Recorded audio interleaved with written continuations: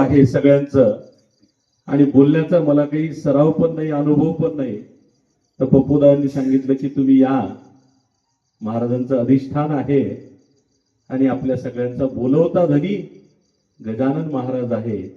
महाराज जी बुद्धी देतील ती बोला, महाराज वधवून घेतील. आणि जे काही आहे ते बोललो.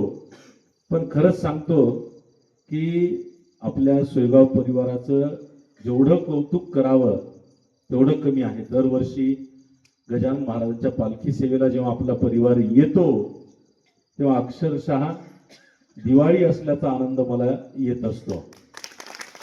आणि जेव्हा आपल्या परिवाराच्या गाड्या परभणीहून परत सोयगावकडे निघतात तेव्हा मी एकांतामध्ये बराच रडतो सुद्धा की आता बरेच आपले सगळे जवळचे निघून गेले.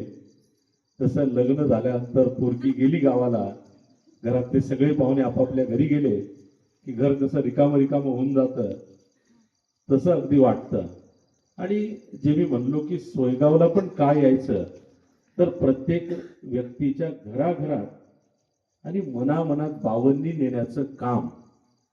आणि येत्या काही दिवसांमध्ये जे साखळी पारायणाचं काम झालं, जी सेवा महाराज आपल्याकडून करून घेत आहेत, असंख्य पारायणांचा संकल्प, हे खरंच गुरुकृपेशिवाय शक्य नाही बरं का.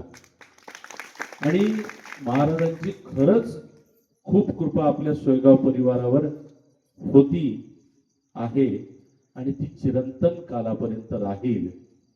आणि त्यामध्ये महाराज आपल्याला सदैव ठेवतील हीच आपण महाराजांच्या चरणी या प्रगट दिनानिमित्त इच्छा व्यक्त करूया. जय गजानन, श्री गजानन. बोल गजानन.